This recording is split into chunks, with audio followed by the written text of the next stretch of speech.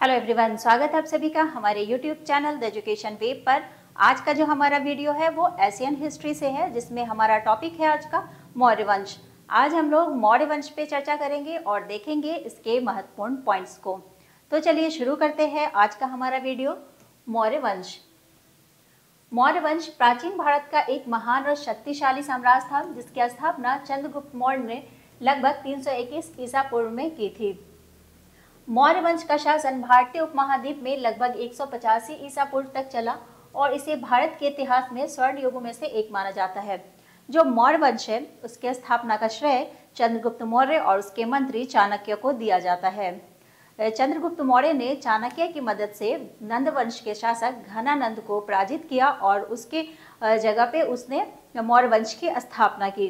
तो इसीलिए इसका श्रेय चंद्रगुप्त मौर्य और उसके मंत्री चाणक्य को दिया जाता है। तो मौर्य वंश से पहले कौन से वंश का शासन था? तो नंद वंश का था। नंद वंश को पराजित करने के बाद चंद्रगुप्त मौर्य ने मौर्य वंश की स्थापना की थी, इसकी नींव रखी थी। तो लगभग 321 ईसा पूर्व में इसकी स्थापना हुई थी और 316 ईसा पूर्व तक मौर्य वंश ने पूरे उत्तरी पश्चिमी भारत पर अपना अधिकार कर लिया था। अब देखते हैं इसके महत्वपूर्ण शासक को। पहला है चंद्रगुप्त मौर्य। मौर्य वंश का संस्थापक था ये, और अर्थशास्त्र के लेखक कौटिल्य यानी कि चाणक्य के मार्गदर्शन में नंद वंश को हराकर साम्राज्य की स्थापना की थी।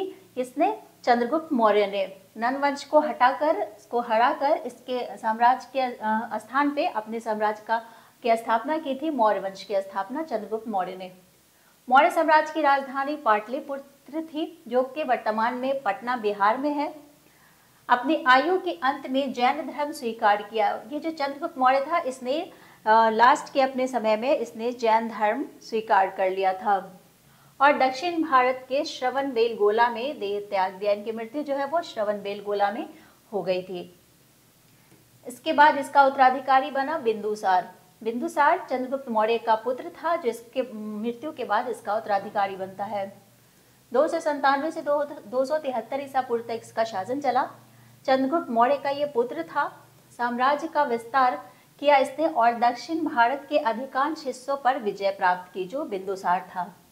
इन्हें अमित्रघात कहा जाता था, जिसका अर्थ है शत्रुओं का विनाशक।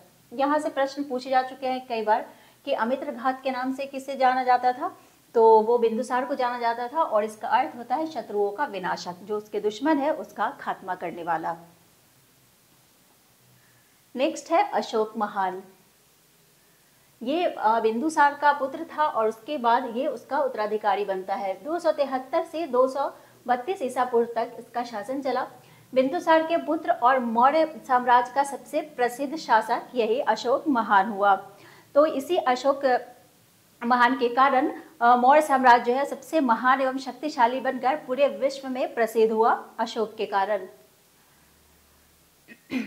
कलिंग युद्ध 261 ईसा पूर्व के बाद इसने बौद्ध धर्म को स्वीकार कर लिया था और धर्म नीति का प्रचार किया और बौद्ध धर्म को दुनिया भर में फैलाने में महत्वपूर्ण भूमिका निभाई। किसने? अशोक ने।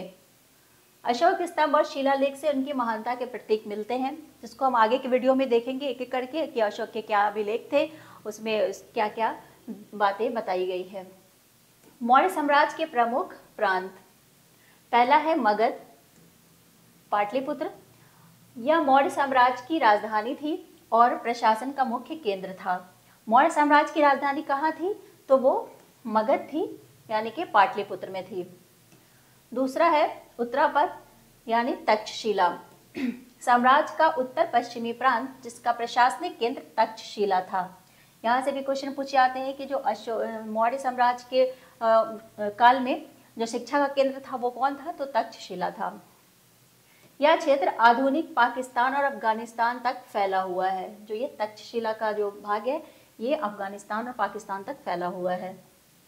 नेक्स्ट है अवंती, उज्जैनी के नाम से जिसे जाना जाता है। पश्चिमी भारत का प्रांत है, इसका मुख्यालय उज्जैन में था और ये मध्य प्रदेश में वर्तमान में पड़ता है उज्जैन। व्यापार और सांस्कृतिक का महत्वपूर्ण ये केंद्र था। व्यापार और संस्कृति का महत्वपूर्ण केंद्र जो था मौर्य वंश के शासनकाल में वो कौन था? तो वो उज्जैन ही था। नेक्स्ट है दक्षिणापथ, स्वर्णगिरी। दक्षिण भारत का ये प्रांत था जिसका प्रशासनिक केंद्र स्वर्णगिरी था। यह क्षेत्र आधुनिक महाराष्ट्र और कर्नाटक तक फैला हुआ है। जो ये स्वर्णगिरी है वो आज के समय में महाराष्ट्र और कर्नाटक तक इसका क्षेत्र फैला हुआ है और ये क्या था, प्रशासनिक केंद्र था। नेक्स्ट है कलिंग। तोलसी या धौली या अशोक के शासनकाल में एक प्रमुख प्रांत था। जो कलिंग था अशोक के शासनकाल में प्रमुख प्रांत हुआ करता था। कलिंग युद्ध के बाद अशोक ने यहाँ बौद्ध धर्म का प्रचार किया। ऐसा माना जाता है कि जब कलिंग का युद्ध हुआ था तो उसमें बहुत सारे लोगों की जान गई थी, बहुत सारे लोग मारे गए थे, जिससे अशोक जो है वो बहुत आहत होता है और वहाँ से उसने युद्ध को कभी ना करने की बात कही थी और उसने कभी युद्ध नहीं किया उसके बाद। यह क्षेत्र आधुनिक उड़ीसा में है। जो ये कलिंग है वो आज के उड़ीसा में पड़ता है। तो ये थे कुछ महत्वपूर्ण पॉइंट जो मौर्य साम्राज्य से रिलेटेड थे। ये पहला पार्ट है, इसके आगे का पार्ट हम देखेंगे, फिर इसके आगे इस साम्राज्य के बारे में और क्या क्या महत्वपूर्ण टॉपिक है इसमें, तो वो हम आगे देखेंगे इससे रिलेटेड। आज के लिए बस इतना ही, मिलते हैं नेक्स्ट वीडियो में, जब तक के लिए धन्यवाद।